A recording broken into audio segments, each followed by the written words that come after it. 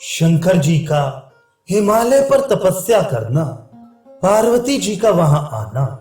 श्री महादेव जी कहते हैं उन मुनि श्रेष्ठ के चले जाने पर मीना के साथ गिरिराज हिमालय ने निश्चित रूप से समझ लिया कि पार्वती पुनः भगवान शंकर की अर्धांगिनी होंगी।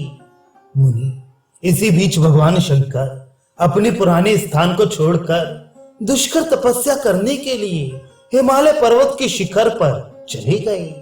प्राचीन काल में ब्रह्मलोक से आकर जहां गंगा स्वयं अवतरित हुई थी, वहां परम योगी भगवान विश्वेश्वर पूर्ण ब्रह्म के ध्यान परायण होकर समाधि के आनंद में लीन हो गए।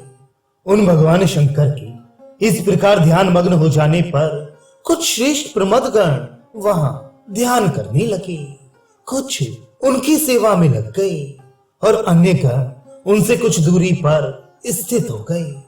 प्रमदगण फल पुष्प चुनते हुए और नाचते गाते हुए आपस में उत्सुकता पूर्वक गेरू आदि को बांटकर प्रतिदिन खेलते थे। एक बार सभी गंधर्व और किन्नर भगवान शंकर को आया हुआ देखकर महात्मा गिरिराज से कहने लगे, प्रभु गिरीन्द्र, आपके शिखर पर समस्त प्रमद गणों के साथ भगवान महेश्वर तपस्या करने के लिए आए हैं। चंद्रलेखा को मस्तक पर धारण करने वाले योगी, जटाधारी तथा महात्मा वे भगवान शिव उषा काल में प्रस्थ नगर के समीप ठहरे हैं। ध्यान निष्ठ और सेवा परायण बहुत से प्रमद गण भी उनके निकट स्थित हैं। उनके अन्य करोड़ों सेवक गण कुछ दूरी पर नाचते गाते खेलते और हंसते रहते हैं। उनमें से कुछ दिगंबर हैं तो कुछ व्याघ्र चर्म पहने हुए हैं। सभी उज्जवल भस्म तथा मस्तक पर जटा मुकुट धारण किए हुए हैं। पर्वतराज भूतनाथ भगवान शंकर का ऐश्वर्य अद्भुत है। महाराज, एक बार आप स्वयं चलकर उन्हें मन भरकर देख लीजिए। पर्वतों के अधिपति हिमवान उन लोगों की इस बात को सुनकर वहां गए जहां भगवान विश्वेश्वर कठिन तपस्या कर रहे थे। उसके बाद हिमवान ने भक्ति पूर्वक भगवान शंकर की पूजा की। भगवान शंकर ने भी उनकी पूजा आदर के साथ ग्रहण की। तदनंतर विधि पूर्वक पूजित भगवान शंकर ने पर्वतराज को प्रसन्न करते हुए कहा, महाराज, आपके पुण्यमय निर्जन शिखर पर समस्त प्रमद गणों के साथ मैं तपस्या करने आया हूँ। पुण्यात्मा गिरिराज, आप अपने राज्य में वैसी व्यवस्था करें जिससे कोई भी व्यक्ति मेरे निकट कभी ना आ सके। संसर्ग से तपस्या की हानि होती है, इसलिए भूधर निश्चय ही योगी जन एकांत स्थान पर निवास करते हैं जिससे संग ना हो सके। भूधर, आप मुनियों, यक्षों, किन्नरों, देवताओं, राक्षसों और द्वि जातियों के आश्रय हैं। धर्मवेद, आप सभी के व्यवहारों को जानते हैं। महामते, आप धर्मज्ञ हैं। मैं आपसे अधिक क्या कहूं। वे महेश्वर गिरिराज से इतना कहकर चुप हो गए।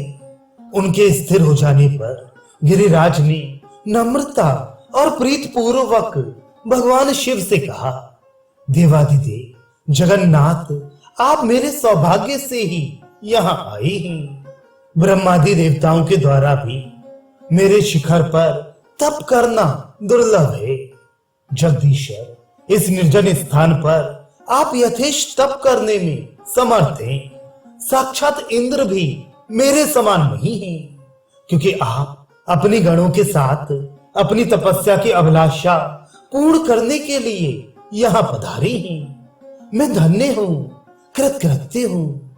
इस संसार में मुझसे अधिक कोई पुण्यवान नहीं है, क्योंकि भगवान मेरे इस शिखर पर आप तपस्या करने आए हैं। प्रभु, आपके निकट यहाँ कोई भी व्यक्ति नहीं आएगा। महादेव, आप यहाँ एकांत में इच्छानुसार तप करें। गिरिराज इस प्रकार कहकर अपने भवन में चले गए। हिमालय में अपने अधीनस्थ जनों तथा जनपद में रहने वाले अन्य निवासियों को बुलाकर बार बार अनुशासित करते हुए आज्ञा दी कि जिस शिखर पर गंगा का अवतरण हुआ है वह स्थान भगवान महेश्वर का है। मेरी आज्ञा के बिना किसी विशिष्ट व्यक्ति को भी वहां नहीं जाना चाहिए। यदि मेरी आज्ञा का उल्लंघन करके कोई व्यक्ति वहां जाएगा तो वह निश्चय ही दंड का भागी होगा और वध के योग्य होगा। उनकी इस आज्ञा से भयभीत देवता, गंधर्व, किन्नर, पिशाच, राक्षस, मनुष्य तथा पशु हिमालय के उस भूभाग पर नहीं जाते थे जहां पर भगवान चंद्रशेखर विराजमान थे। वे महान तपस्वी, महायोगी उस निर्जन स्थान पर उग्र तपस्या करने लगे।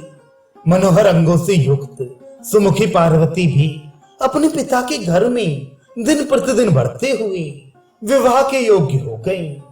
नारद जी के वाक्य का स्मरण करके महामती पर्वतराज हिमवान ने निश्चिंत रहते हुए पार्वती के विवाह के प्रति कोई चेष्टा नहीं की। तब एक दिन जगत माता पार्वती ने स्वयं ही अपने माता पिता से कहा, मैं तपस्या करने के लिए भगवान शंकर के समीप जाऊंगी।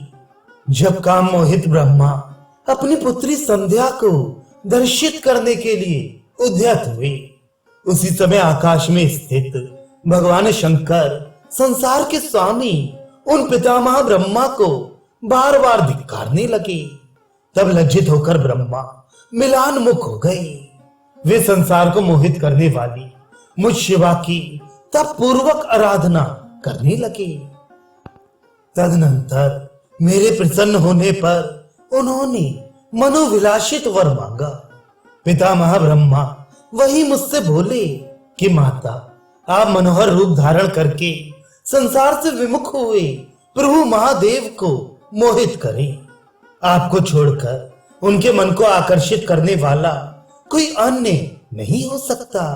इसलिए आप अवतार लेकर भगवान शंकर को मोहित करने वाली होवे। स्त्री प्राप्ति की मेरी इच्छा को देखकर भगवान शंकर ने मेरी निंदा की। उससे मैं लज्जित और दुखी होकर आपके आश्रय में आया हूँ। इसलिए आप मुझे अनुग्रहित करें और भगवान शंकर को मोहित करें। जब वे भगवान शंकर सभी प्रकार के संग का परित्याग कर एकांत में निवास करेंगे, उसी समय आप इच्छानुकूल रूप धारण कर उन भगवान शंकर को मोहित करेंगी।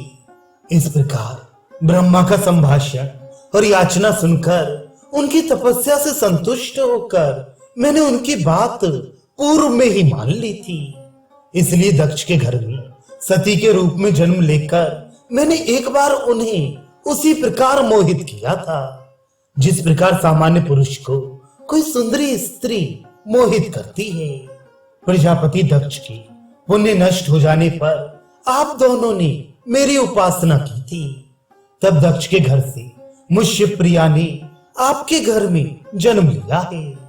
वे परमेश्वर भगवान शंकर भी सती विरह से पीड़ित होकर मुझे ही प्राप्त करने के लिए दीर्घ काल से तप कर रहे हैं। मैं उनको वचन दे चुकी हूँ, अतः पुनः उनको ही पति के रूप में प्राप्त करूंगी। इसलिए मैं वहीं जाऊंगी जहां भगवान चंद्रशेखर संपूर्ण प्रमथ गणों के साथ निर्जन स्थान पर तपस्या में संलग्न है।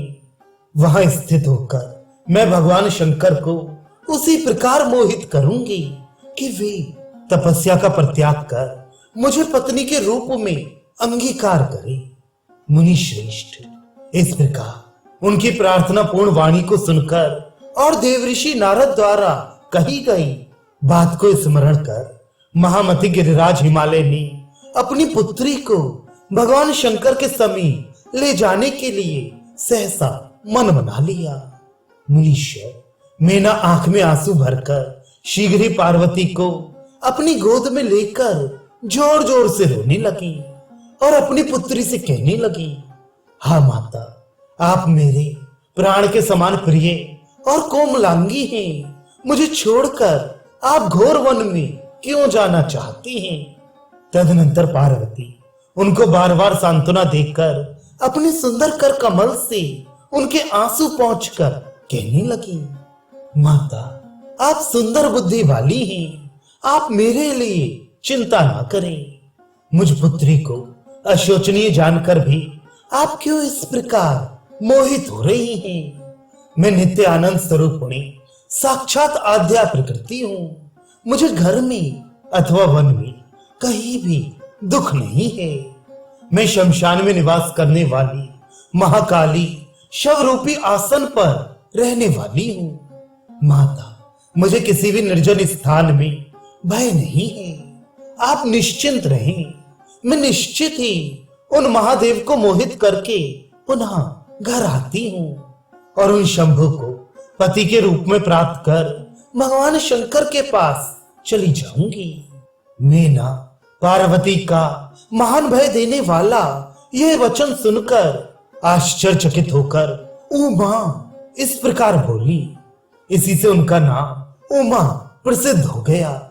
तदनंतर मीना गिरिराज हिमालय से बोली कि यदि मेरी पुत्री भगवान शंकर के समीप जाएगी तो उसके साथ ये दोनों सखियां भी जाएंगी और दोनों फल पुष्प आदि से सदा इनकी सहायता करें। गिरिराज हिमालय सुमेरु पुत्री मीना के इस वचन को सुनकर उन दोनों सखियों के साथ अपनी पुत्री उमा को श्री विश्वनाथ के समीप ले गए। मुनि सभी देवगण गिरिराज के इस कार्य को देखकर हर्ष से युक्त हो गए और वे सभी भगवान शंकर के कानन में पुष्प वृष्टि करने लगे।